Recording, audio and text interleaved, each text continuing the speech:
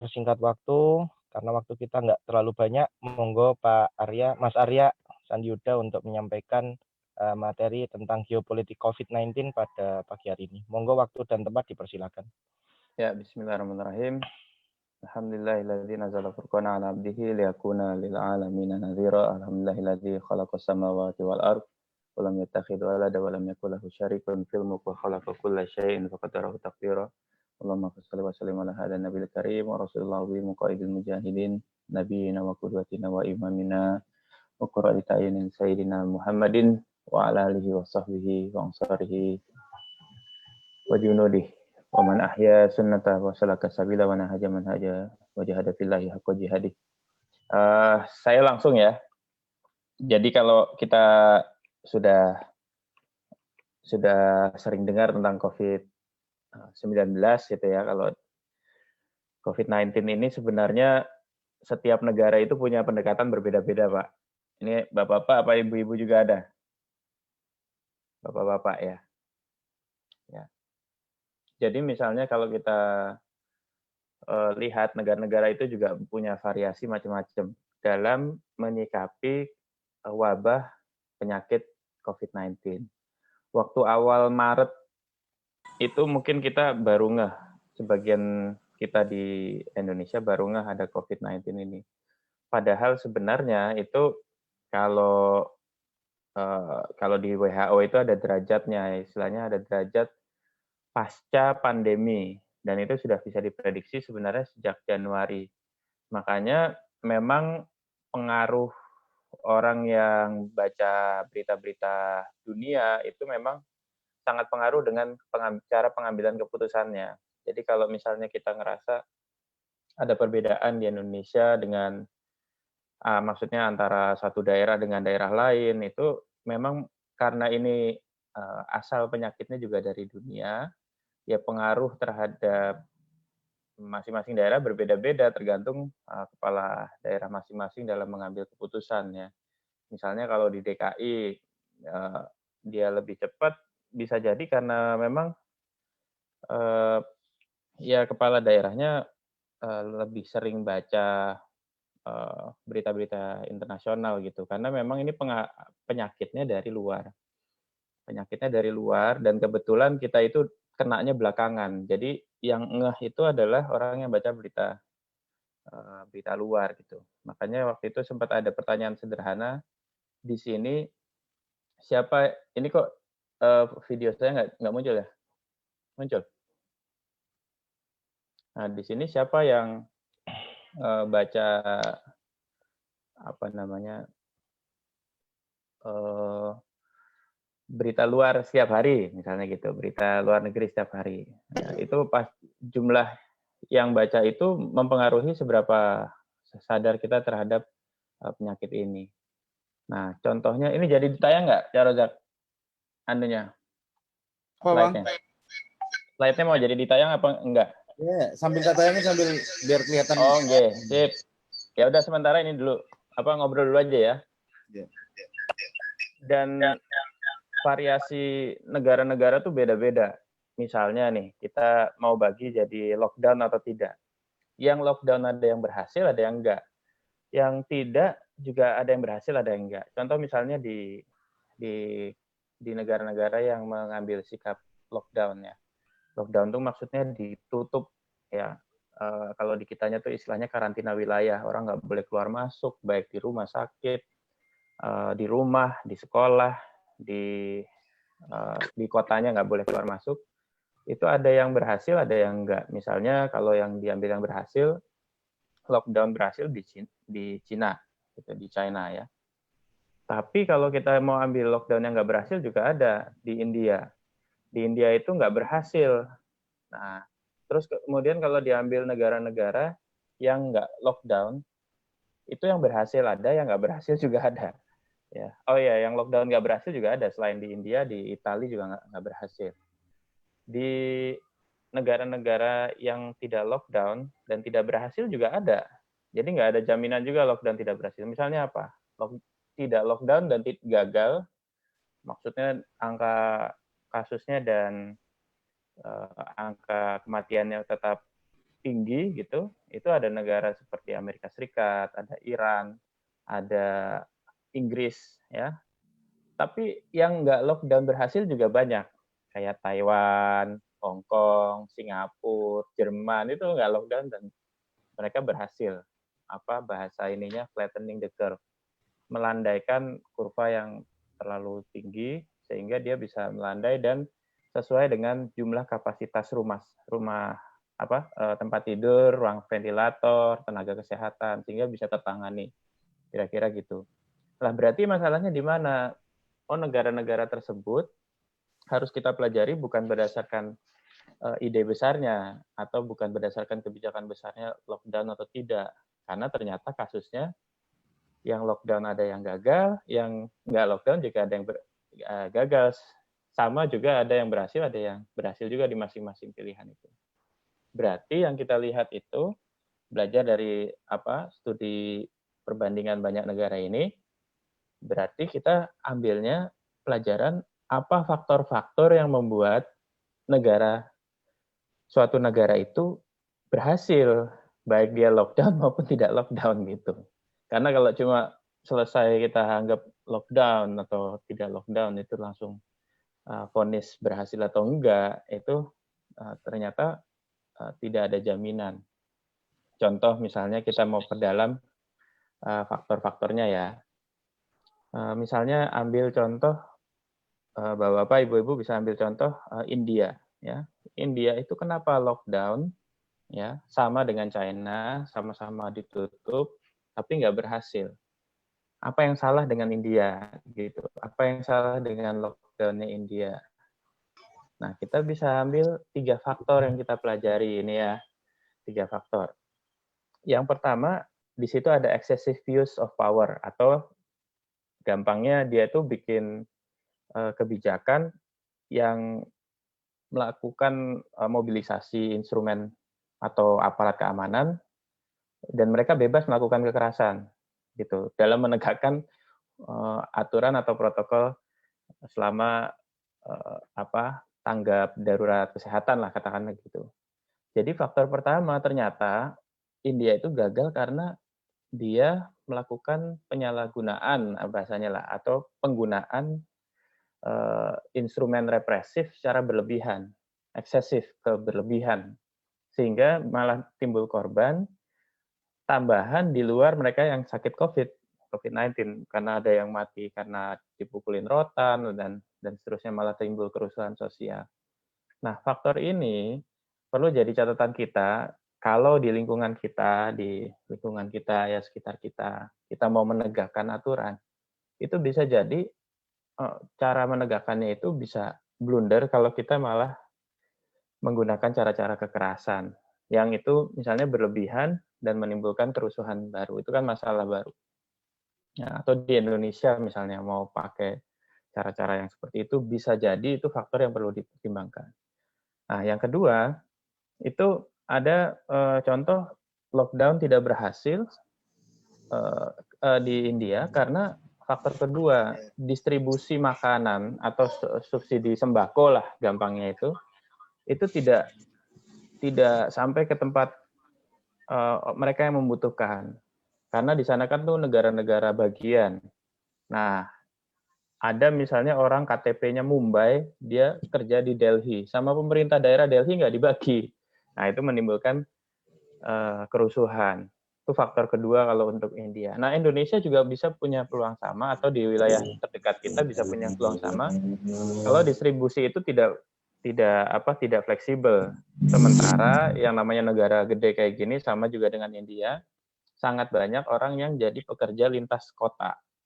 Orang Depok kerja di Jakarta, kan, orang Bogor kerja di Jakarta, atau misalnya ya ada orang dari kota mana kerja di Jember gitu kan.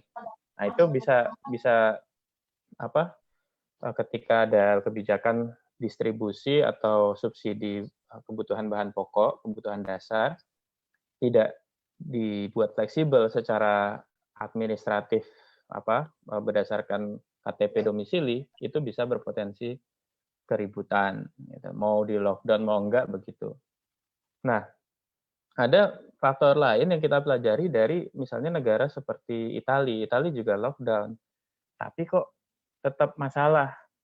Oh, ternyata di sana ada penyakit yang bisa jadi di kita juga sama, ya. Penyakitnya penyakit ngeyel namanya. Nah, di Italia itu dia punya budaya yang juga mirip-mirip dengan kita, hangat, senang bersosialisasi, ngobrol, kumpul, ya. Dan itu dia nggak mau ubah, meskipun pemerintahnya udah bilang jangan berkerumun dan seterusnya. Tapi yang namanya orang Italia sama dengan sama dengan kebanyakan negara Eropa Selatan lainnya, dia lebih hangat dibandingkan negara-negara di Eropa Utara, ya lebih hangat, lebih sosial, ya lebih cair sama orang yang baru kenal gitu, bisa ramah tamah. Terus kalau jam malam itu biasanya orang Italia ya ada hangout-nya, jadi dia ya ngumpul lah, sering jagongan gitulah, pokoknya ya, ngobrol gitu. Nah, ini nggak mau diatur. Nah, sifat ngeyel ini ternyata jadi faktor untuk Italia. Kenapa? Angkanya itu terus naik, sama juga dengan Spanyol. Spanyol juga kan Eropa Selatan. Jadi faktor ini juga bisa terjadi di kita. Mau kita kebijakan apapun, kalau ngeyel masyarakatnya itu bahaya. Terus gimana contoh dari negara yang tidak lockdown dan nggak berhasil juga? Contohnya misalnya di Amerika Serikat. Amerika Serikat juga naik terus angkanya. Kenapa? Ya sama, mirip-mirip. Ya, kalau di Amerika Serikat dan Inggris dan Iran ini 3 negara yang beda-beda sistemnya. Ya, Iran kan kita tahu kan, bukan negara demokratis. Jadi nggak ada urusan demokrasi nggak demokrasi. Iran mayoritasnya Islam, tapi kok sama-sama gagal. Kenapa? Tapi tiga negara ini punya kesamaan. Pemimpinnya atau orang-orang penting yang punya pengaruh banyak itu sering mengeluarkan pernyataan-pernyataan yang nggak ilmiah, dan itu diikuti oleh banyak orang. Paling tidak membuat masyarakat itu tidak teratur lah dalam menghadapi wabah pandemi COVID-19 ini. Contoh misalnya di Iran. Di Iran itu malah keluar himbauan waktu awal-awal menghadapi pandemi ini harus datang ke pusat-pusat spiritual. Ya, nggak tahu kalau di Jember atau di tempat lain kan pasti ada tuh pusat-pusat spiritual, tempat ziarah segala macam. Itu malah disuruh oleh influencernya, pemimpin-pemimpin berpengaruhnya atau tokoh-tokoh pentingnya untuk datang ke tempat-tempat tersebut. Ada nama kota spiritual di Iran itu Qum. Saya juga pernah ke sana. Ya, datang ke tempat-tempat itu dan di situ kan banyak selain berkerumun juga kan ada air liur, kadang nggak sengaja kena gitu kan ke tempat sucinya itu kan, pusat spiritualnya itu, sehingga persebaran itu mudah. Ini yang juga kejadian di banyak tempat lain ya, kalau terkait dengan pusat-pusat keyakinan keagamaan di banyak tempat itu juga jadi klaster baru ya. Kalau di Iran tuh di Qumnya, ya kalau di Korea juga salah satu pusat gereja juga jadi pusat penyebaran kan gitu. Kalau di di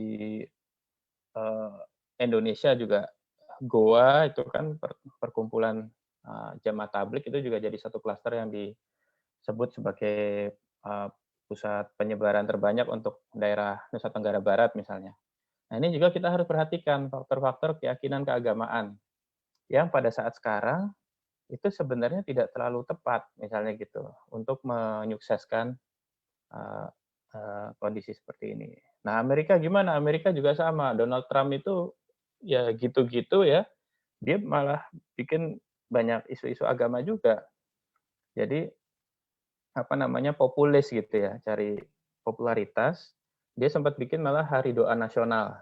Nah, kan mirip-mirip kan. Yang sini suruh ke Qum, ke pusat-pusat spiritualnya, Donald Trump ajak semua orang berdoa dan seterusnya. Malah sempat memainkan isu kenapa umat Kristiani diperlakukan berbeda dengan umat Islam, misalnya begitu kan. Umat Islam diperbolehkan ke masjid, sementara kita ditegur, bahkan ada pendetanya yang ditangkap. Ya, ada permainan politik seperti itu.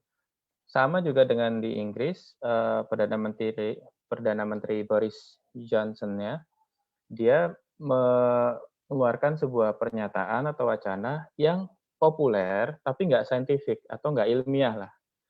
Ya, dia keluarkan ide tentang herd immunity, ini imunitas herd ya. Ini mungkin juga viral di teman-teman atau bapak-bapak, ibu-ibu semua, bahwa semua orang biar kena aja sekalian, nanti timbul imunitas baru, kan kira-kira gitu idenya.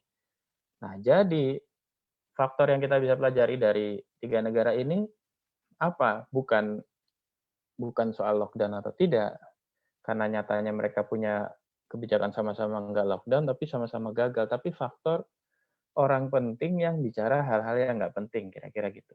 Nah, di lingkungan kita, di negara, itu juga sangat pengaruh ya secara ini.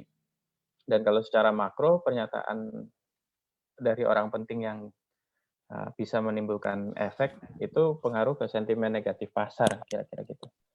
Nah, apa hubungannya semua ini dengan pendekatan masing-masing negara ya, atau pendekatan yang kira-kira kita bisa sama ratakan lah ya, bahwa pendekatan ini adalah pendekatan yang membuat sebuah negara itu berhasil. Nah, yang pertama tadi, adanya faktor responsive and cautious. Kira-kira kepemimpinan itu harus responsif dan dia harus membangun masyarakat yang cautious, yang hati-hati dan disiplin. Ya, kita lihat dari faktor Itali itu nggak disiplin ya, terus juga faktor di Spanyol dan seterusnya itu karena tidak disiplin. Dan kedisiplinan ini faktornya di masyarakatnya ya. Seperti di Korea Selatan, Taiwan, Hong Kong, kenapa mereka kasusnya kok kecil? Mereka padahal nggak lockdown, tapi karena disiplin itu ya. Pada dasarnya mereka orang-orang yang disiplin, terus juga dan mengikuti protokol kesehatan secara tertib. Pada dasarnya mereka sudah perhatian terhadap kesehatan, kira-kira gitu. Nah, kalau dilihat dari faktor lain apa? Faktor lainnya misalnya Jerman. Di Jerman itu mereka perhatian kepada kesehatannya. Ya, dia mungkin angkanya sangat tinggi kasusnya, tapi ruang ventilator, ruang tempat tidur itu ditingkatkan secara besar-besaran. Jadi kalau kita rangkum, ada responsive leadership, kepemimpinan yang responsif, ada yang sifatnya cautious and discipline approach kepada masyarakat, pendekatan yang disiplin, yang hati-hati. Ada juga yang sifatnya prompt and cheap approach atau pendekatan yang cepat dan murah ya terkait dengan kesehatan mereka. Nah, ini yang kabarnya di situasi dunia sekarang itu ditebak sebagai satu model yang namanya the new normal. Kalau tadi istilahnya geopolitik sebelum bicara tentang bagaimana pertarungan antar negara-negara gitu ya. Nah, situasi ini ditebak sebagai satu dasar baru kehidupan normal yang baru. Jadi setelah COVID ini melanda seluruh dunia, COVID-19 ini akan menciptakan satu kondisi yang baru, kehidupan normal yang baru, yaitu kehidupan normal yang dia melahirkan masyarakat atau menjadi momentum penentu ya, sebuah masyarakat itu dinilai sesuai atau standar hidup kehidupan normal yang baru kalau dia disiplin dan hati-hati terhadap protokol kesehatan. Jadi wabah ini sebenarnya nanti akan menciptakan satu kehidupan normal baru, yaitu budaya baru yang lebih perhatian terhadap kesehatan, gaya hidup, dan seterusnya. Terus kemudian juga sangat berhati-hati dengan jarak sosial. Ini yang akan menjadi kehidupan baru. Yang kedua, itu nanti jurusan-jurusan favorit pasti semuanya yang terkait kesehatan. Sementara jurusan-jurusan kalau terkait ini ya, pendidikan. Non-medik, non-public health, dan seterusnya, di luar kesehatan, itu akan menjadi sangat turun peminatnya. Ya, ini yang salah satu yang jadi kehidupan normal baru. Selain juga secara sektor-sektor bisnis, semuanya jadi nge-swing ke tempat-tempat bisnis yang sifatnya lebih berbasis online. Ya. Dan sebenarnya di situasi sekarang kita sudah mulai merasakan itu. Nah, kalau mau diangkat agak ke atas lagi, apa yang terjadi di level geopolitik itu sebenarnya sekarang ini kalau kita sebelum COVID-19 itu datang, kita sudah lihat adanya pertarungan atau great competition antara negara-negara besar seperti Amerika Serikat, Rusia, dan China. Sebenarnya post COVID-19 itu kurang lebih adalah negara-negara yang sama berebut pengaruh dalam berkontribusi terhadap wabah COVID-19. Bagaimana dengan China? Ya, China itu sekarang kemana-mana kirim bantuan, alat rapid test, sampai kemudian semua berlomba untuk mendapatkan vaksinnya. Nah, ini sebenarnya post COVID-19 itu ditentukan oleh kontribusi setiap negara terhadap dunia kesehatan. Gitu. Jadi siapa yang paling bisa berkontribusi terhadap dunia kesehatan itulah yang kira-kira jadi apa namanya di negara yang paling berpengaruh. Ya, China sebenarnya sekarang sedang investasi untuk masa pasca COVID-19 ya, masa setelah COVID-19 untuk membuat negaranya sebagai negara yang paling berpengaruh. Jadi investasi kesehatan di mana-mana. Turki juga. Turki kan makanya menawarkan bantuan ke negara manapun yang butuh bantuan kesehatan. Itu sebenarnya dalam rangka memainkan peran sebagai pemain global, kira-kira begitu kalau secara geopolitik. Lalu bagaimana posisi China? Apakah dia akan menjadi pemimpin baru di era global? Ya itu tergantung sebanyak apa investasi dia terhadap kesehatan bisa menutupi dosa dia sebagai pusat penyebaran COVID-19 ini. Gitu. Karena sekarang seluruh dunia menyalahkan China. Ya, sekarang seluruh dunia sudah menyalahkan China sebagai pusat penyebaran COVID-19 dan dianggap terlambat dalam bersikap waktu itu. Meskipun sekarang dinilai sukses. Tapi kan setelah dia sukses, yang lain tersebar ke dunia. Jadi investasi China dalam dunia kesehatan, termasuk kalaupun nanti China menjadi penyebar atau distributor vaksin yang dia temukan misalnya, itu akan sangat tergantung sebanyak apa investasi kesehatan dia dibandingkan persepsi negara-negara yang sudah menganggap dia berdosa dalam menyebarkan COVID-19 ini. Kalau Amerika Serikat itu memang tidak dianggap sebagai pusat penyebaran, tapi Amerika Serikat secara reputasi internasional sekarang sangat ambruk. Pertama, dia tidak punya kasus yang bagus. Maksudnya dia tidak berhasil melandaikan kurva kasus terpapar COVID-19 dan meninggalnya. Jadi secara reputasi internasional dia sudah buruk. Yang kedua, dia sendiri sekarang ini sedang menghambat banyak distribusi PPE, apa tuh personal ini apa kalau di kita APD, ya alat pelindung, personal protective equipment, alat pelindung diri. Itu dia banyak menghambat justru. Nah, jadi secara reputasi internasional lagi ambruk-ambruknya. Ini juga akan mempengaruhi secara geopolitik nanti di pasca COVID ini. Oh, dia waktu susah aja ngurusin diri sendiri, bahasanya gitulah. Dia sendiri ngurusin diri sendiri, nggak secara gencar distribusi apa peralatan-peralatan pelindung diri yang kaitan kesehatan, dia nggak banyak kontribusi. Jadi dia sangat banyak masalah di dalam negeri sendiri karena kasusnya sangat tinggi.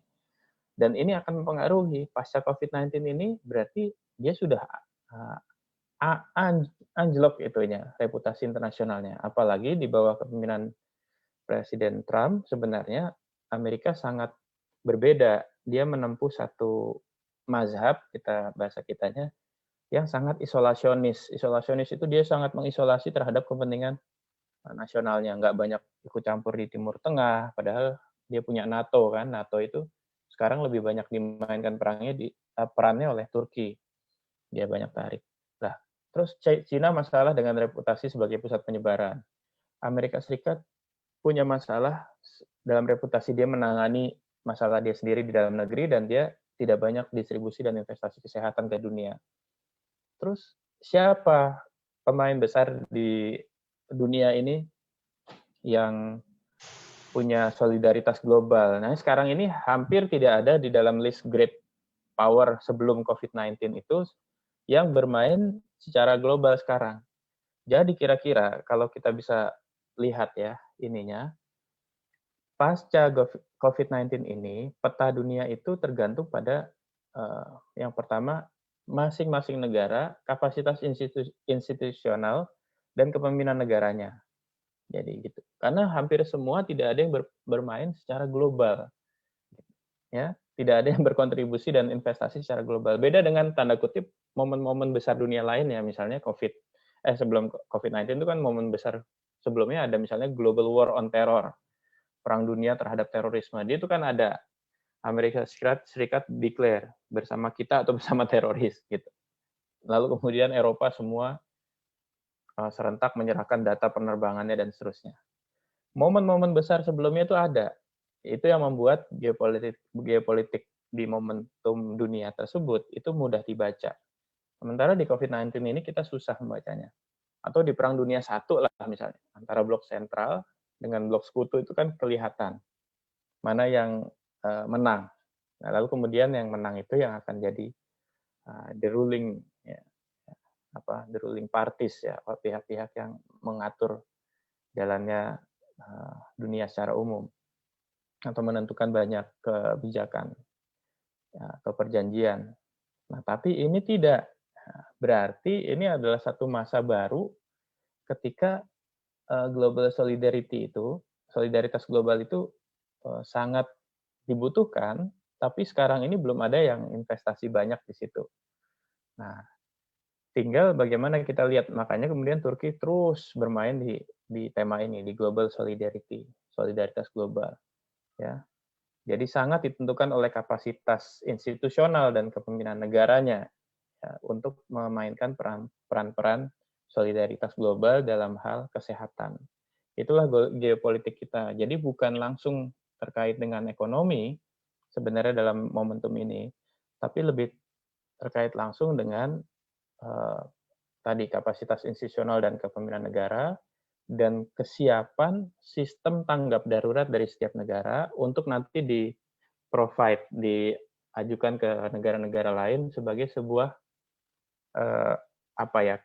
semacam capacity building gitu. Nanti dia akan menjadi pihak yang secara efektif dapat menawarkan dan tawaran itu diterima sebagai pihak yang bercerita tentang kisah sukses negaranya menangani COVID-19, lalu menawarkan pola-pola pelatihan dan seterusnya. Dan ini sekarang di Asia itu yang muncul Taiwan. Kemarin Amerika Serikat, Johns Hopkins itu kampus mengundang wakil presiden Taiwan. Ya. Di Asia juga kita lihat Hong Kong, Singapura.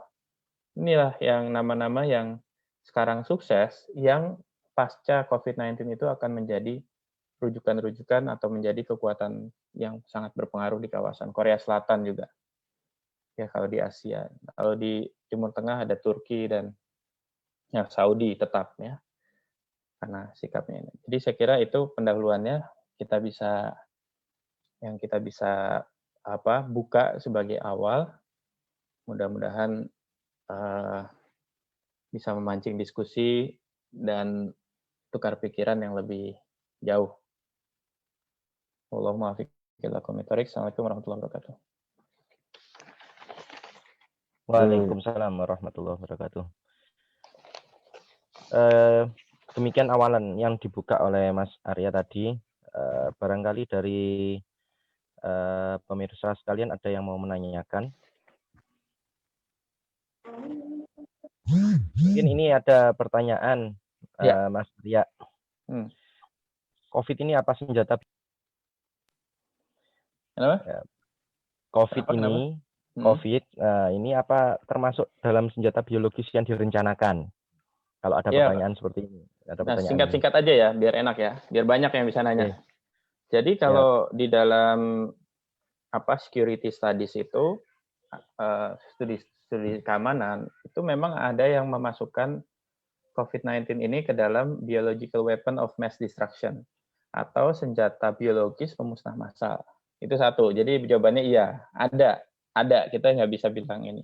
Nah, tinggal tadi terkait dengan kapasitas institusional dan kepemimpinan negara, tinggal apakah secara institusi negara pemerintah itu dia mau mengadopsi ini sebagai ancaman non militer ya atau bencana non alam yang ditangani secara militer atau enggak. Jadi tergantung keputusan dari pemimpin negara. Kalau kita memasukkan ke situ, berarti nanti di visi misi pertahanan kita, termasuk doktrin pertahanan sebuah negara, bukan kita aja, dia akan masuk tuh di dalam salah satu definisi ancaman dan disikapi secara militer atau diaktifkan instrumen militer untuk menyikapi itu. Nah, kalau di Indonesia gimana? Di Indonesia memang wacananya juga sudah ada dan sudah ada beberapa pakar yang mengajukan ya itu di insert-nya tentang masalah biological weapon of mass destruction ini, senjata musnah massal biologis, ke dalam hal yang harus diperhatikan dalam visi misi Kemhan, nanti terkait dengan laboratoriumnya dan seterusnya, dan itu nanti pengelolaannya dikelola oleh Kemhan, terus Kemenkes dan Kementerian Lingkungan Hidup. Ini salah satu wacana yang berkembang. Oh, kakinya disambung. Ini disambungkan dengan lanjutannya tadi. Ternyata ada kelanjutannya dari pertanyaannya, Mas Arya. Monggo. Ini ada kemungkinan enggak terjadi perang dunia ketiga dalam artian military war ya, terkait dengan wacana yang tadi ya, yang pertama ya, tentang apakah ini senjata biologis. Nah, ini ada lanjutan, apakah ini akan memicu perang dunia ketiga dalam artian military war. Ya, kalau kita sudah jawab yang tadi, kalau ada yang jadi saya nggak mau plek gitu ya, tapi ada yang menganggap ini sebagai senjata biologis, berarti bukan akan terjadi perang, memang perangnya sudah terjadi gitu. Ya, ini sudah menjadi bagian dari proses perang. Hanya memang perangnya ini perang yang sifatnya bukan interstate warfare. Interstate warfare itu perang antar negara itu ya. Juga bukan antar blok seperti yang terjadi dulu ya, Perang Dunia I, Perang Dunia II, terus kemudian Perang Dingin itu kan antar blok. Ini sudah satu model perang yang baru. Kira-kira seperti itu. Banyak juga orang yang berlatar militer itu mengatakan sekarang ini kita sedang, kalau di Indonesia, sedang menerapkan perang semesta yang melibatkan seluruh masyarakat Indonesia, kira-kira gitu kan. Yang itu memang tadi ditentukan oleh kapasitas institusional dan kepemimpinan negara untuk menentukan strategi untuk melindungi warganya. Ya, tadi kita sudah ulas sedikit kan perbandingan negara-negara dan faktornya apa aja yang bisa membuat sebuah negara berhasil. Ini tergantung kapasitas itu, termasuk kapasitas medik. Tadi saya juga sebut tentang medical instrument, ya, kapasitas medik. Ini ke depan akan terus panjang tentang masalah medik ini, kemampuan medis, tenaga kesehatan dan seterusnya. Itulah faktor-faktor yang menentukan negara tersebut menang perang atau tidak, karena mungkin kita bukan termasuk negara yang dikategorikan sebagai pemain besarnya. Pemain besarnya itu either dia sebagai penyebar virus, ya, kalau mau disebut perang, itu kan hanya antara dua, negara penyebar virus dan penyebar yang menciptakan vaksin, gitu. Mungkin bisa jadi ya Indonesia tinggal memilih, kalau penyebar virus kita enggak. Nah, apakah kita bisa menjadi negara pencipta vaksin? Nah, itu kalau kita bisa mengambil peran antara satu dan di antara dua ini, baru kita disebut sebagai, ya bisa jadi salah satu pemain besar dunia di pasca COVID. Tapi kalau dalam situasi sekarang, kita belum. Ya, kita bukan penyebar virus, tapi kita juga belum memainkan peran secara global. Ya bisa aja misalnya kita memainkan sesuatu yang sifatnya secara global, solidaritas global apa yang sekarang dibutuhkan, solidaritas global apa, itu kita mainkan. Tapi sekarang belum. Jadi, tapi perangnya sudah berlangsung dengan format yang belum pernah kita alami sebelumnya. Sebenarnya ini kan juga 1 abad jaraknya dari masa Perang Dunia I kan. Perang Dunia I kan berakhir 1916, 19 antara 1914 1916 itu. Jadi sudah terjadi tanda kutip perangnya dan masih berlangsung. Hanya bukan perang militer, bukan military warfare. Ini karena juga ancamannya bukan ancaman militer kan, perang itu tergantung ancaman. Ini namanya kategori non-traditional security threat gitu, ancaman keamanan non tradisional. Ya, berbentuk wabah pandemik. Lanjut. Siap. Pertanyaan berikutnya, Mas Arya. Negara mana dalam pandangan Mas Arya yang punya peluang besar menjadi aktor baru dunia? Tadi kan memang sempat disebutkan ya. Ya. Menurut pandangan Mas Arya, negara mana yang punya peluang besar menjadi aktor baru dunia pasca COVID-19 ini ya? Kemudian nyambung juga peluang Indonesia ini sebenarnya bagaimana dengan strategi yang sedang dilaksanakan saat ini? Ya. Sebentar, saya mau buka sedikit ini. Ada kuadran ya. Saya mau jelasin kuadran, tapi mungkin nanti saya kirim aja deh. Ya. Nah, jadi nanti saya kirim kuadrannya. Pemain dunia ke depan itu yang jelas, yang pertama kita harus lihat dulu great power yang ada sebelum COVID ini datang. Itu kan ada Amerika Serikat, Rusia, China itu yang masuk ke dalam dokumen resminya Amerika Serikat, Great Power Competition. Tadi saya sudah sebut, China punya kendala reputasi dunianya sebagai penyebar atau penebar COVID-19 dan dianggap bersalah, bahkan banyak yang menuntut. Nah, ini kita simpan nih, China. Amerika, artinya seberapa besar pun dia investasi terhadap vaksinnya, dia punya ganjalan catatan di situ. Yang kedua, Amerika Serikat, dia memang bukan pusat penyebar, tapi dia tidak juga berkontribusi dalam masa sekarang untuk distribusi equipment, peralatan terkait medis dan sebagainya, nggak banyak investasinya sekarang ya, kondisi sekarang, nggak tahu nanti dalam prosesnya. Yang ketiga, itu Rusia juga tidak terlalu banyak ininya. Sebenarnya kalau kita mau berharap, itu salah satu yang sejak pasca COVID dia sudah besar, kalau di negara mayoritas Muslim, yaitu Turki. Karena sebelum masa pasca COVID dia sudah banyak berperan, dia adalah negara kedua terbesar secara kapasitas militer di NATO. Jadi NATO itu negara-negara yang kira-kira dulu kan terbentuk karena anti-Soviet gitu. Nah, yang negara kedua terbesar yang dia juga Muslim majority country itu adalah Turki. Dan sekarang dia juga memainkan peran solidaritas global. Angkanya juga flatten, jadi maksudnya melandai, angka kasusnya juga melandai. Jadi dia reputasi penanganan di dalam negerinya bagus, dia juga menawarkan bantuan internasional. Indonesia bisa atau enggak? Ya tergantung. Tergantung apakah dia bisa menangani kasusnya di dalam negeri secara baik. Ini kan kasus PSBB saya kebetulan bikin daily reports ya, evaluasi harian terkait dengan PSBB, pelaksanaan PSBB saya hitung dengan terus kemudian bikin skema regresi dan seterusnya. PSBB di Jakarta misalnya itu lumayan berhasil untuk menahan kasusnya.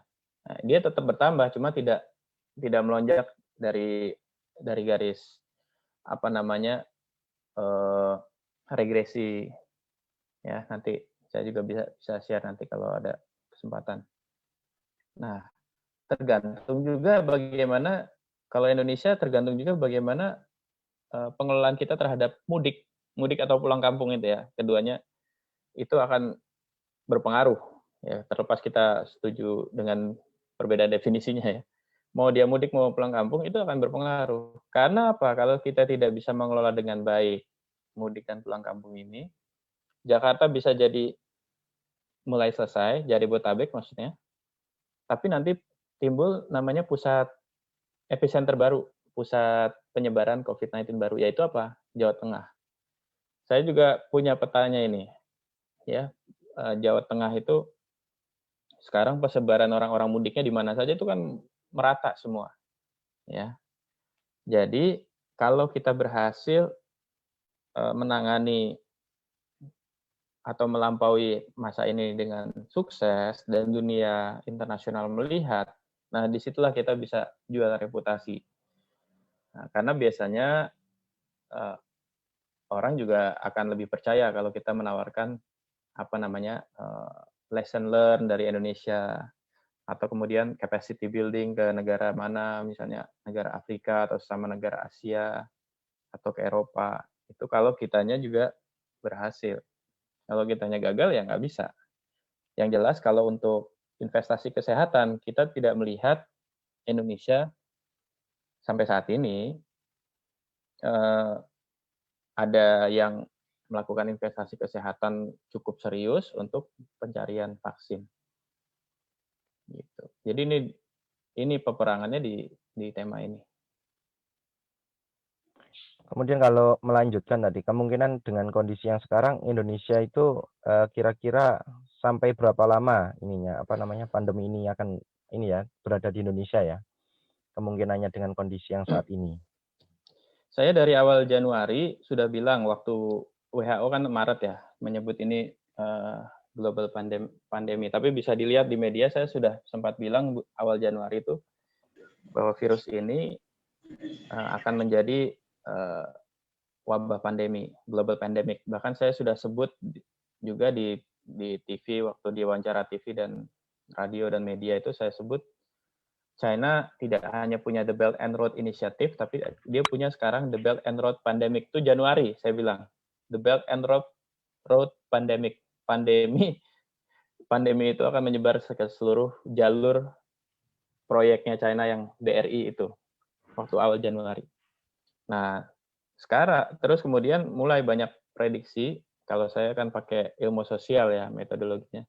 Mulai banyak prediksi dari ahli kesehatan masyarakat, terus dan seterusnya, bilang ini akan selesai di bulan Juni, ya, terus Pak Jokowi bilang ini akan berakhir di akhir Desember. Saya sih tidak mengajukan satu prediksi untuk diterima publik ya, tapi kalau Indonesia mungkin sebaiknya kita bersiap untuk segala ketahanan, terutama yang pendengar ini juga, untuk lingkungannya, untuk masyarakatnya, ketahanan kita harus siap sampai 2021. Karena banyak faktor, ya. Karena banyak faktor, misalnya kalau nanti pasca momen mudik ini terbentuk epicenter baru di Jawa Tengah. Itu akan jadi sangat panjang. Karena dia sudah masuk dari kota ke desa, urban ke rural. Dan itu biasanya lebih lama kalau sudah masuk ke rural. Kan ada tuh video yang guyonan orang pulang kampung diisolasi selama 14 hari di dalam kandang kambing kan gitu. Ya. Itu bisa terjadi beneran kalau dia sudah masuk ke kampung-kampung. Ya.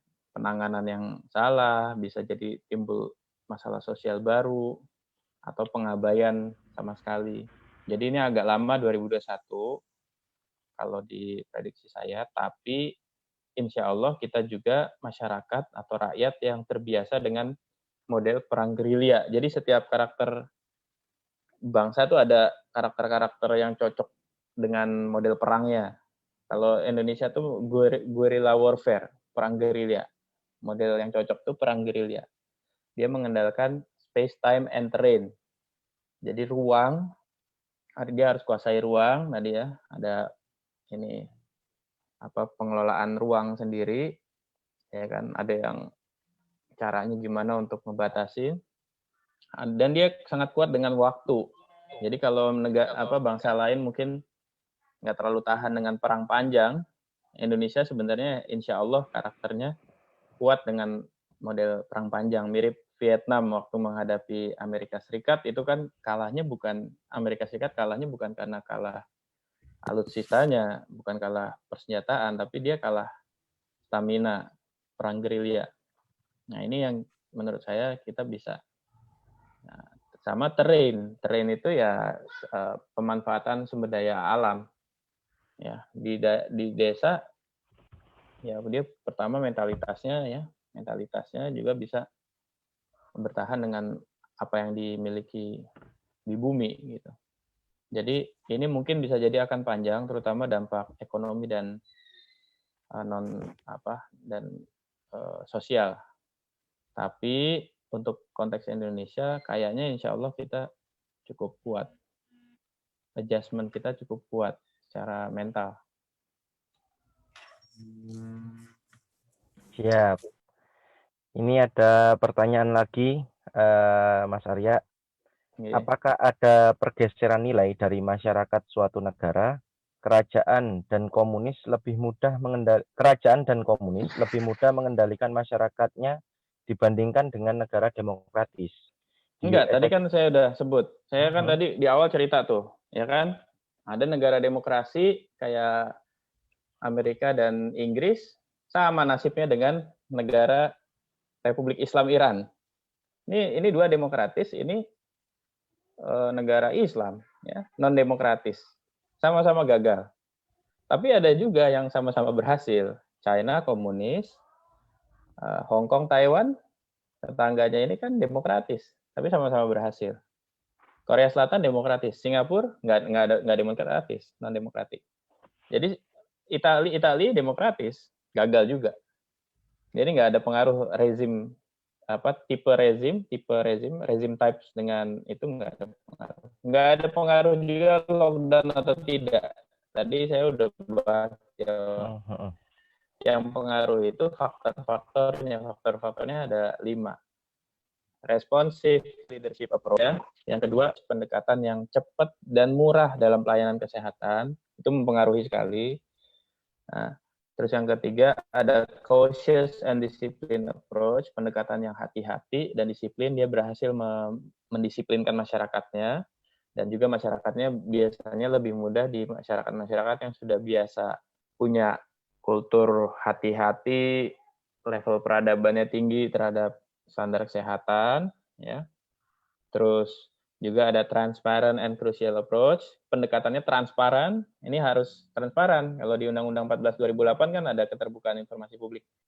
Jadi kalau sudah kaitan sama wabah, dia harus serta-merta memberitahukan apa adanya dan akurat. Nggak boleh bohong, nggak boleh hoax. Transparan pendekatannya, kabari di sini ada di sini kan penyakitnya. Jadi semua warga hati-hati gitu, ya. Jadi itu tergantung faktornya, nggak ada kaitan sama tipe rezim, sama sekali nggak ada kalau kita lihat. Jadi saya argumen saya itu membantah orang-orang yang bilang memang ada beberapa jurnal, ada tulisan yang menyebutkan tipe rezim pengaruh, tapi saya membantah itu dengan pembuktian tadi, faktor-faktor. Siap. Ini ada pertanyaan juga terkait tulisan mantan Menkes Ibu Fadilah Supari, nih, supaya Indonesia tidak menggunakan vaksin yang akan dikeluarkan Amerika melalui perusahaan Bill Gates, karena adanya indikasi awal gerakan New World Order dalam narasi-narasi Bill Gates. Sebelumnya juga akan memasang chip dalam vaksin tersebut. Bagaimana tanggapannya? Saya no comment kalau yang saya nggak bisa. Siap. Ini kan ini ada terlalu jauh dari saya nggak terlalu ngerti.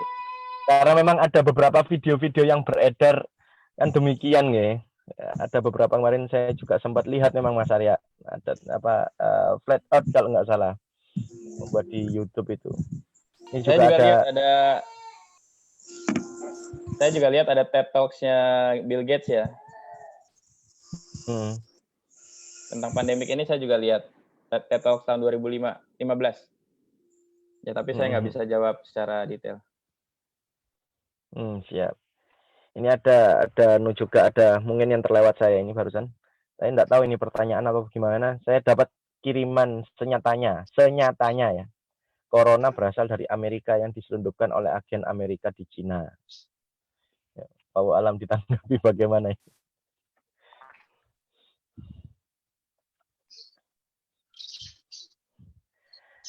Ya, ini ada pertanyaan yang tadi perlu ditanggapi Mas Arya. Saya dapat kiriman senyatanya corona berasal dari Amerika yang diselundupkan agen Amerika ke Cina. Oh iya, saya kalau yang begitu-begitu nggak berani jawab kalau belum pasti ya. Oh, siap. Yeah. Siap. Ya, mohon Yang dipahami jelas berarti Amerika, yang bertanya. yang jelas Amerika Serikat sekarang kasusnya paling besar. Jadi kasusnya dia paling besar, sehingga itu sekarang ini kondisinya sangat mempengaruhi reputasi global Amerika Serikat sebagai global leader. Jadi pemimpin dunia sekarang itu kan Amerika Serikat. Tapi karena dia tidak berhasil menangani masalah dalam negerinya sendiri, bahkan dia paling besar kasusnya, itu mempengaruhi reputasi. Yang kedua, Amerika Serikat sekarang banyak menutup rencana atau membatalkan rencana distribusi alat kesehatan. Dan itu sangat pengaruh secara persepsi kepemimpinan. Itu yang bisa saya jawab. Kalau sumber virus, enggak. Ini tadi, kalau yang ini sudah dijawab nggih, kira-kira sampai kapan pandemi ini berakhir di Indonesia? Ya, Sikap tadi dan udah. kebijakan. Tadi sambun nggih. Iya, Ada double pertanyaan berarti. Ya. Ini berikutnya Mas Arya, pada level mana ketahanan nasional Indonesia terhadap COVID-19 ini? Kalau secara ekonomi, orang prediksi maksimal, jadi ada 2 tahap. Nah, kalau ada tahap 3 bulan, ada tahap 6 bulan. Ya. Jadi 3 bulan itu udah mulai krisis ekonomi sebagian masyarakat. Terutama yang penerima BPJS gitu ya. Atau yang 40% ekonomi terendah itu mulai berat. Tapi dia masih bisa bertahan sampai 6 bulan. Ini ya. Tapi kalau untuk orang Indonesia, tadi saya sebut, orang Indonesia itu karakternya kan biasa karakter gerilya, perang gerilya ya. Itu stamina-nya agak panjang. Ini faktornya banyak ya. Faktornya banyak. Belum lagi orang Jawa ya. Insya Allah lebih bertahan lah. Maksudnya banyak kreativitas ya dari alam, bisa gimana, mudah-mudahan. Kalau saya sih jawabnya begitu ya. Jadi ketahanan nasional kita ini secara kekuatan rakyat sendiri. Contoh misalnya di Jogja ya, ada keluarga tetangga mbah saya tuh, dia petani. Dia waktu Sultan ngasih dawuh itu langsung dia bagi 10 ton ke masyarakatnya. Jadi di kita itu kekuatan masyarakat sipilnya luar biasa ya. Apa namanya? Solidaritasnya.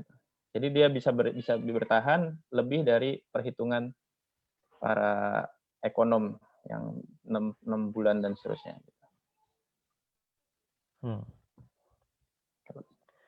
Oke. Selanjutnya, Mas Arya, apakah ada kemungkinan terkait dengan geografi dan termasuk juga geopolitik mengenai data COVID tersebut? Apa ada kemungkinan untuk pemerintah menutup-nutupi data agar masyarakat tenang? Atau bisa jadi blunder karena keinginan masyarakat Indonesia untuk kongko atau silaturahmi yang lebih besar?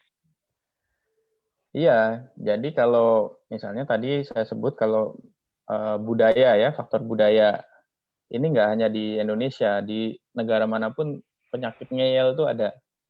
Ya, penyakit ngeyel itu ada. Di Amerika Serikat juga angkanya besar karena gereja-gereja terus mengadakan pertemuan, sebagian ya.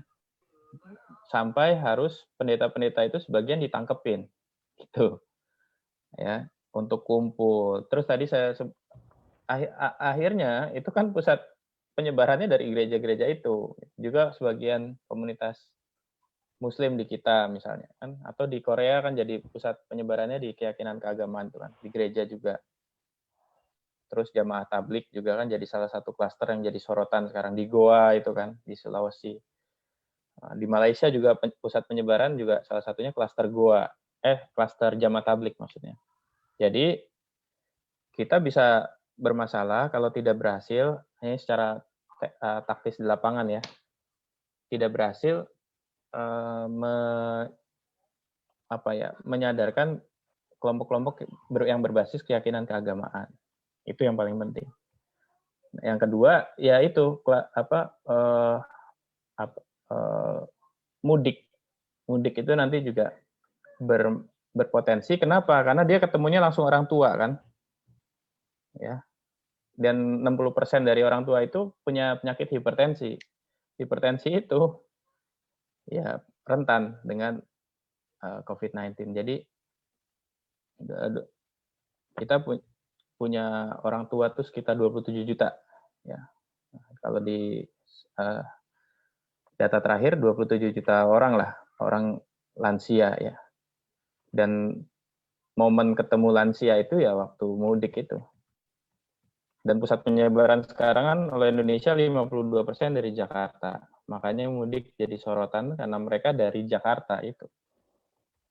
Jadi momen terdekat menurut saya di mudik, dan yang paling dekat di lingkungan kita itu masalah ibadah biasanya yang agak punya masalah sehari-hari ya, di mana-mana itu. Siap. Ya. Ini terkait masalah kepala daerah nih. Kalau saya sebagai kepala daerah di tingkat kabupaten, masukan saran apa yang bisa kita lakukan saat ini, Mas Arya? Kalau saya sebagai kepala daerah. Kabupaten mana dulu nih? Kabupaten mana dulu? Iya, tergantung kan.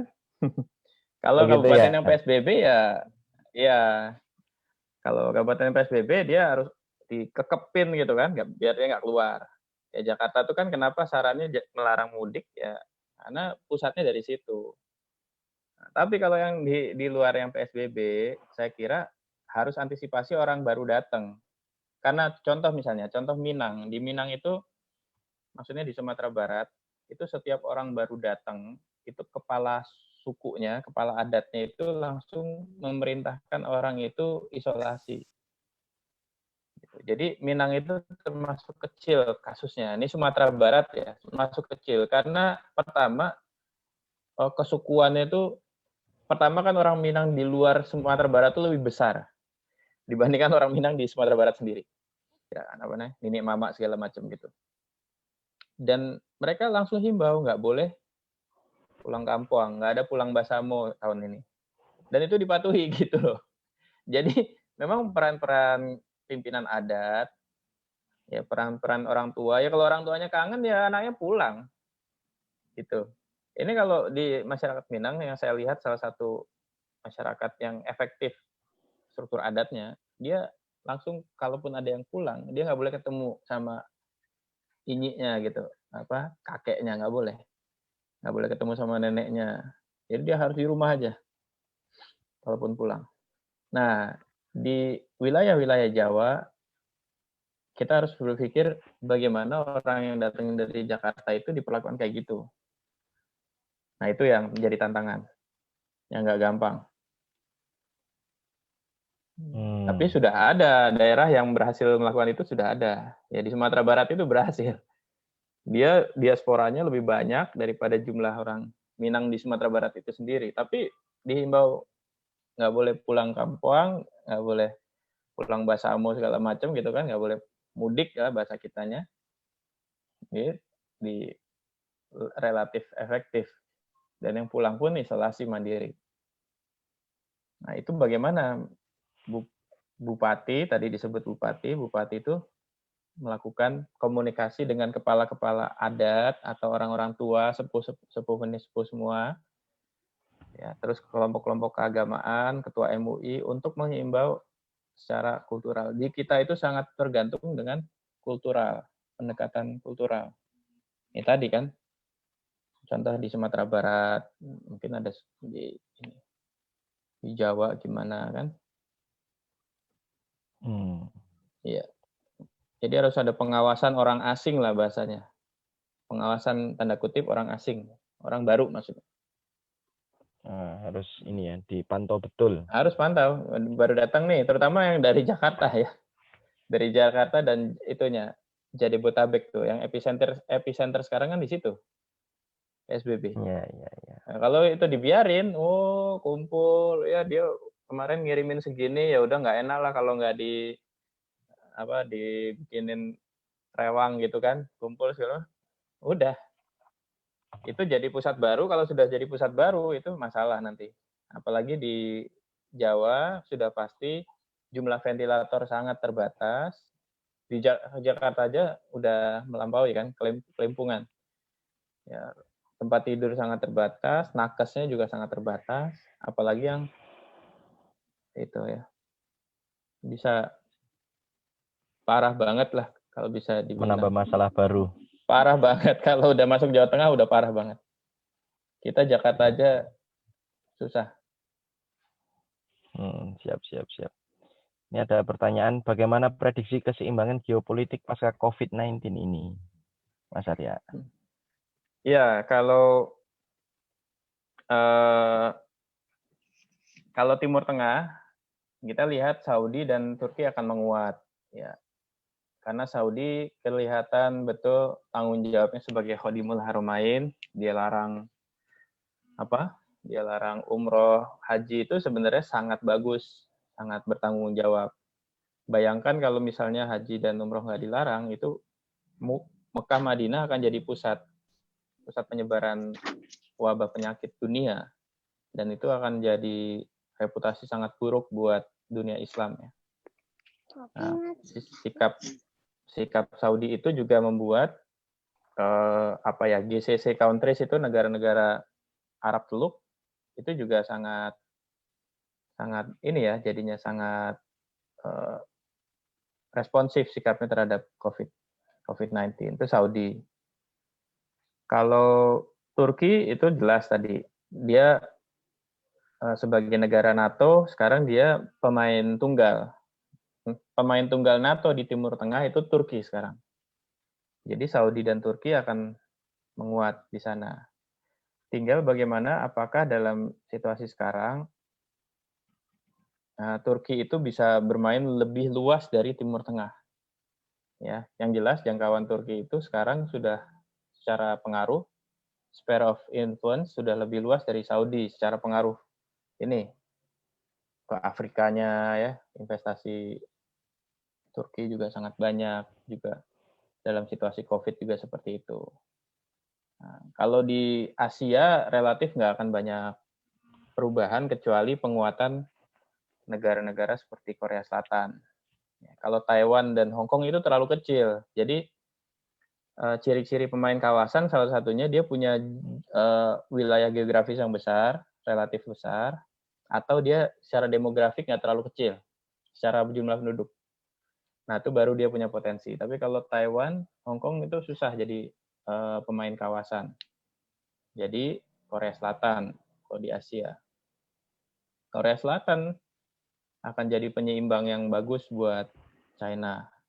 Itu kira-kira ya. Kalau Amerika Serikat akan tetap besar, tapi dia punya banyak challenger baru. Tapi dia terlalu jauh untuk dikejar. Amerika Serikat ya terlalu jauh untuk dikejar, masih akan tetap besar. Termasuk oleh China juga. Siap. Ini Mas, saya nyela ya. Ini ada pertanyaan lagi, tapi saya masa belum bertanya, kan enggak enak ya.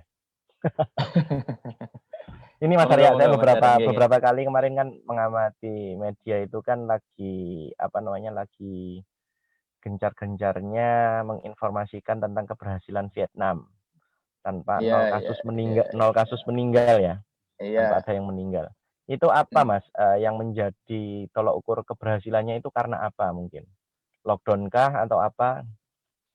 Ya, Vietnam lebih tertib karena dia negara non demokratis.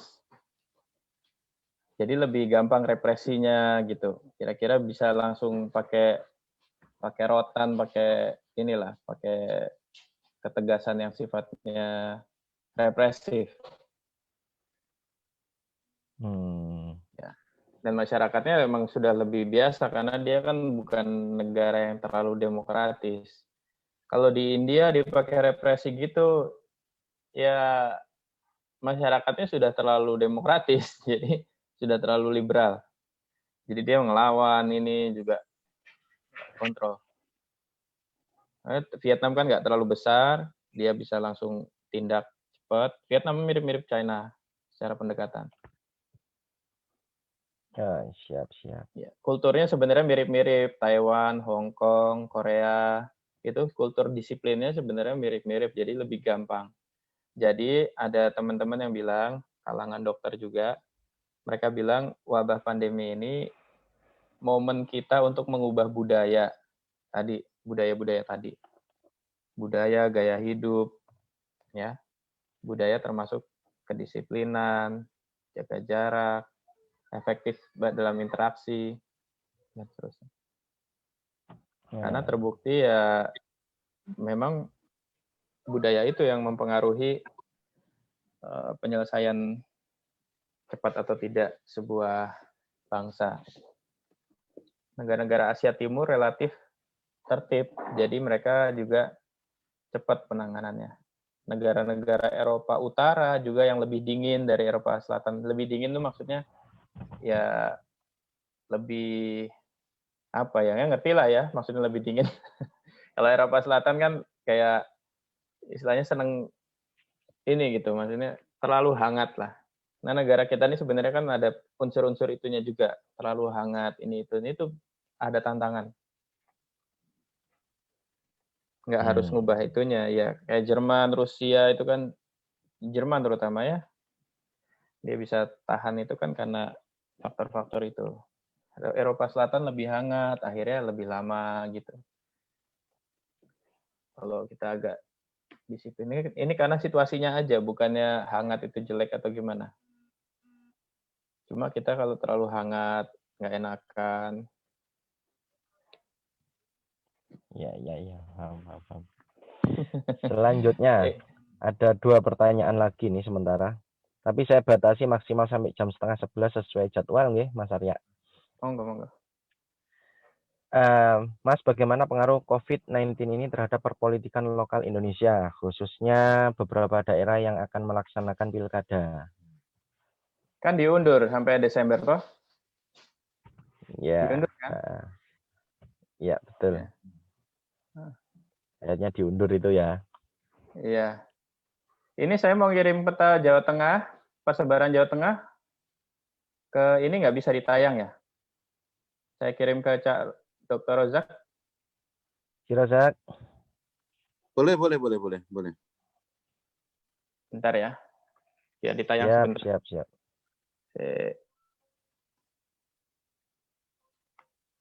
Rozak, dokter. Udah tuh.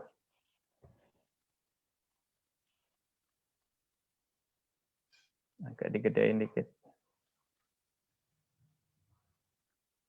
Saya nggak?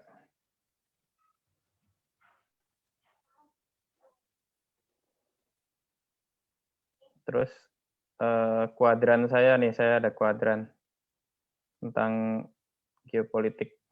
Mungkin tadi slide-nya nggak muncul. Ini kuadrannya aja lah. Satu tok. Ini coba. Terakhir.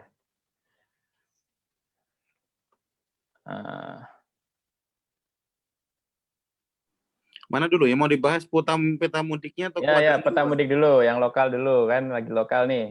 Ini udah Tuh, coba dideketin kan, bisa tuh dideketin masing-masing kan. Tuh, lihat tuh, udah di mana-mana itu, udah penuh itu Jawa Tengah. Ini banyak dari Jawa Tengah kan? Bukan. Jember. Campur ya. Ya, pokoknya Jawa Tengah yang saya bilang sebagai Jawa Tengah paling potensi jadi epicenter baru. Jadi kalau udah mudik, ntar kesebar di sana. Kalau Jawa Tengah jadi sumber epicenter baru, orang Jawa Tengah juga kan kemana-mana, repot kan? Habis itu pulang lagi, kerja lagi kan, repot lagi. Deteksinya susah. Ini Jawa Tengah. Ya, yang ungu itu ini. apa namanya ODP. yang mudik-mudik. Nah, itu. Oh, ya, betul. Iya, ODP itu yang mudik. Yang ODP itu yang di Jakarta dia ada di kelurahan yang sama dengan yang positif. Ayo, satu kelurahan. Jadi dia potensi. Kira-kira gitulah. Dia nggak pasti ya, cuma di potensi. Ojo mudik dhisik lur. Nah, terus satu lagi terakhir yang ini. Yang global itu, kuadran. Tentang yang tadi saya bicarakan cuma dalam bentuk kuadran biar kebayang. Nanti materi juga boleh di-share.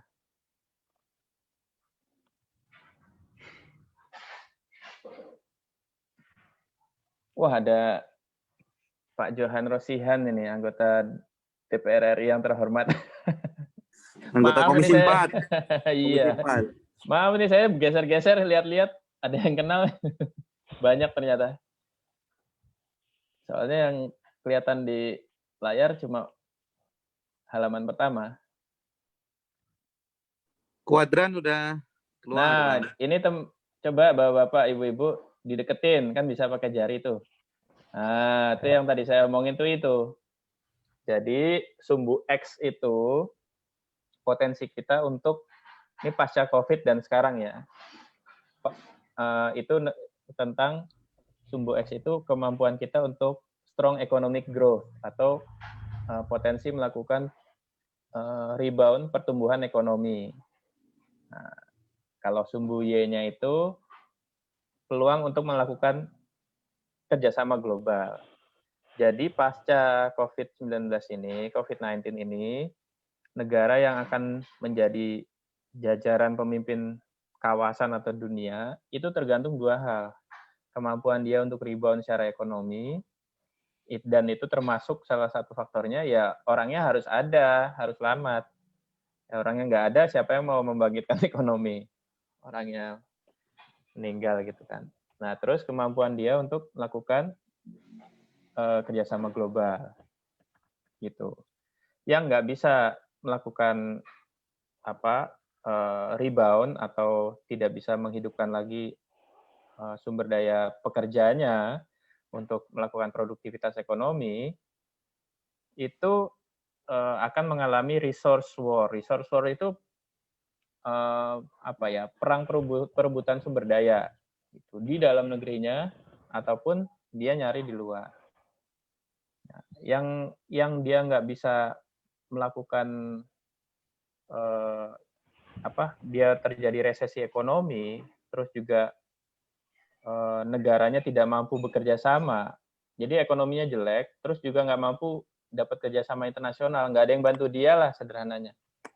Itu dia akan mengalami pandemi berkepanjangan, uncontrolled pandemic. Nah, ini yang kita paling khawatirkan. Kalau dia, kan kayak kita sekarang ini kan bingung nih, dapat bantuan dari mana bingung. Kok kelihatan banget tuh profil hubungan internasional kita sekarang. Ya kan, yang dibangga-banggakan masukin itu, oh ternyata bingung, dapat bantuan dari mana-mana enggak. Terus dia nggak bisa membangkitkan ekonomi, itu akan menjadi satu kondisi pandemi berkepanjangan.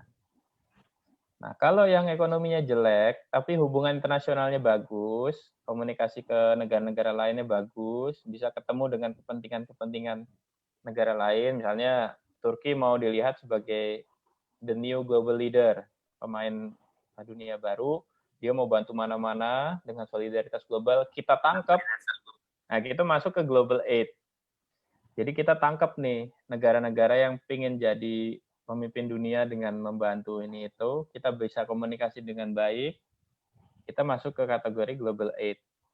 Ya pemain global tapi yang terima bantuan aja, yang cari posisi sebagai konsumer bantuan atau dan seterusnya.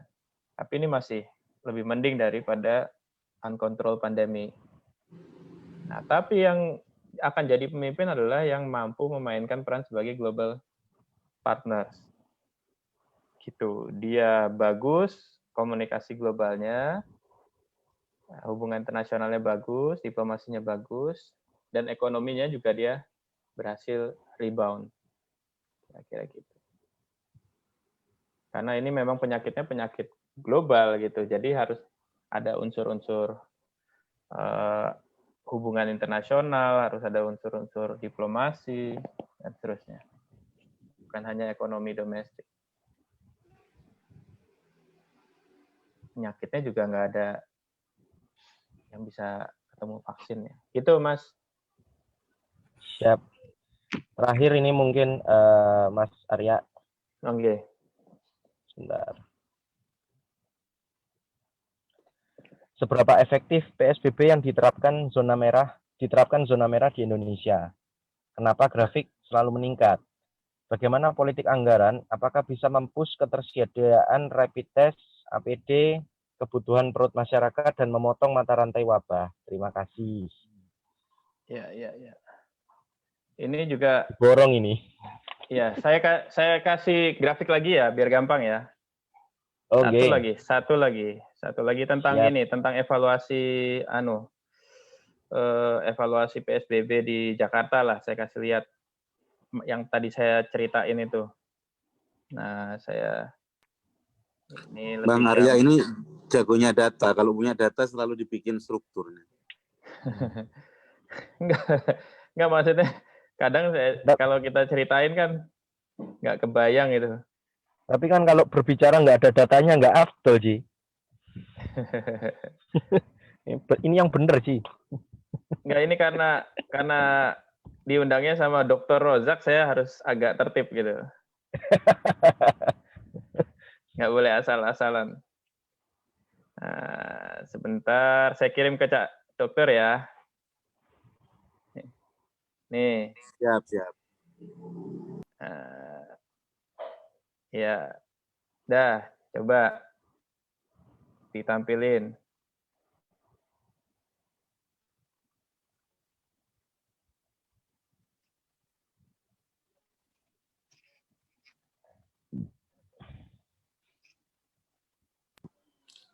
Udah tampil. Nah, ini coba dideketin ya, yang bagian atas itu. Nah, dideketin dikit.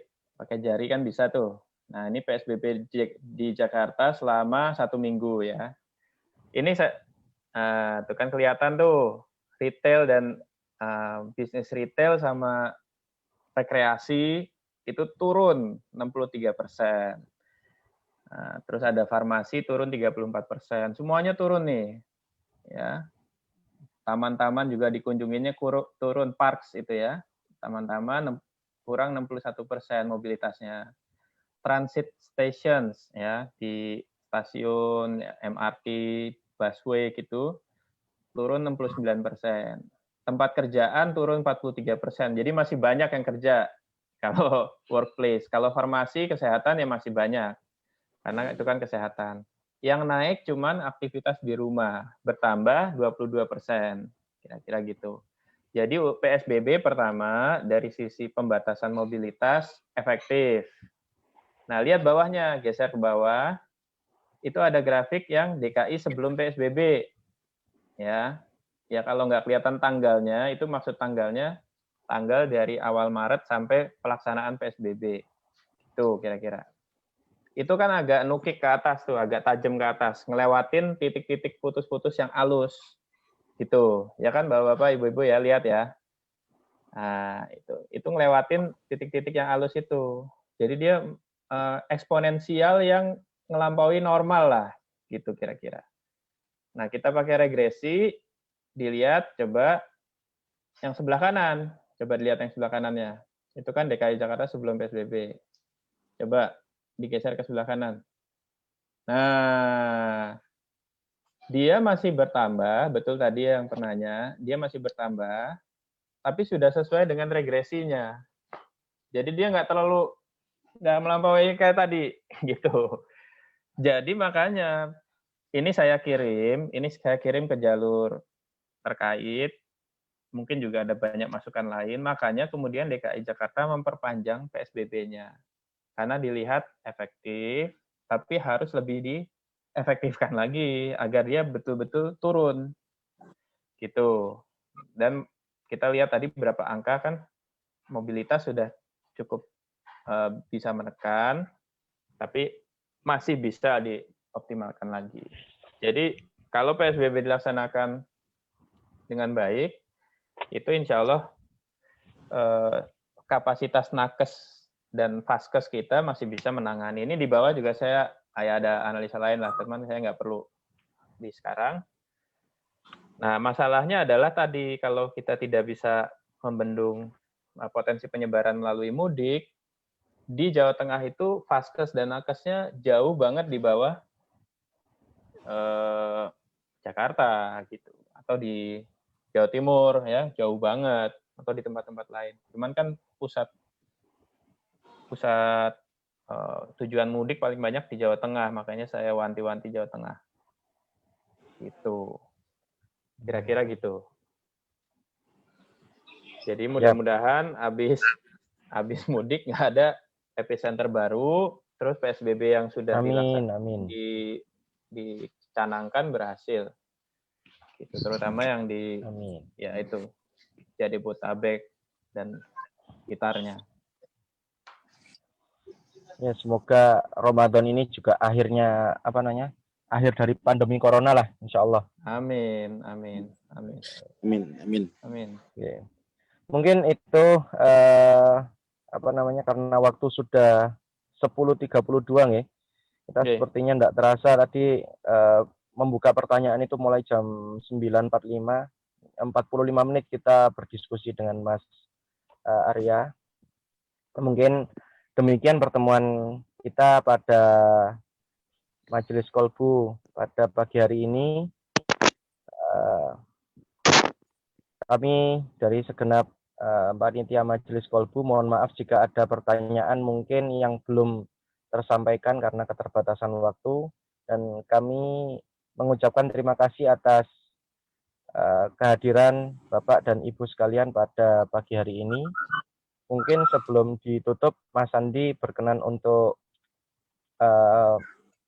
menutup dengan doa untuk kita semuanya. Mumpung ya, Ramadan, ada Ustadz yang lain, jangan dong. Ya baiklah. Nanti. Insya Allah demikian pertemuan kita pada pagi hari ini. Sekedar informasi, besok pada subuh akan ada kajian rutin MQ. Untuk pemateri, Sinten Pak Kaji? Lupa saya. Pemateri ada Ustadz Azmi Ismail dari Khartoum, Sudan. Insya Allah besok seperti biasa pada subuh akan membahas soal muamalah, soal fikih muamalah. Monggo yang biasa hadir, monggo yang belum hadir, monggo bisa hadir besok. Ya, mungkin bisa hadir, monggo bisa dipersilakan mulai pukul 5 sampai pukul 6 pagi. Ustadz Azmi yang mengisi ya. Yeah, mungkin itu pertemuan kita. Ya, mungkin itu pertemuan kita pagi hari ini. Mungkin closing statement dari pemateri.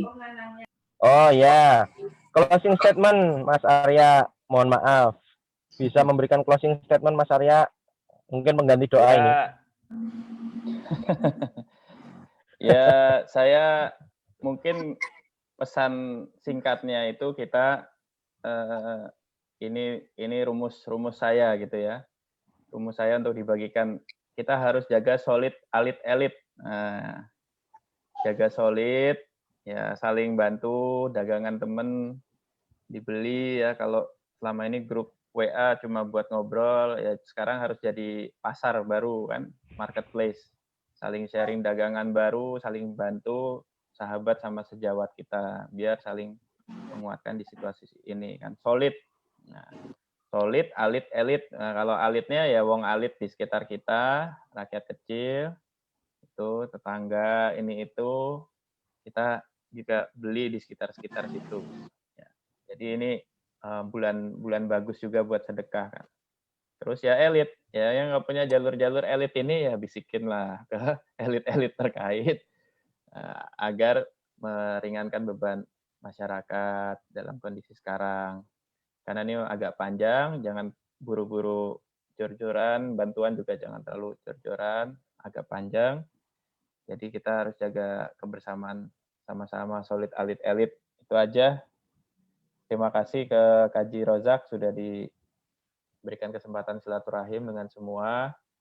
Dan ini yang hadir juga boleh di-share nomor saya kalau ada perlu ngobrol-ngobrol atau yang belum disampaikan pertanyaannya. Siap, siap. dikasih nggak apa-apa. Atau ada materi-materi lain yang bisa saya share. Siap. Siap. Oke, matur nuwun. Oke. Alhamdulillah. Panitia semua.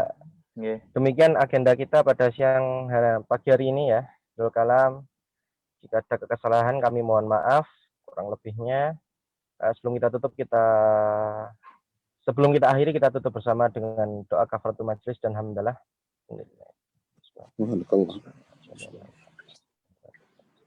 Terima kasih. Assalamualaikum warahmatullahi wabarakatuh. Waalaikumsalam. Waalaikumsalam warahmatullahi wabarakatuh. Terima kasih ya dokter. Ayo Pak. Nggih. Terima kasih. Pak Johan, makasih hadir. Pak Johan, terima kasih Pak Johan. Provinsi Yang lain, mohon maaf Terima nggak kasih. kebaca nama anak ini. Ya. Assalamualaikum. Salam. Waalaikumsalam.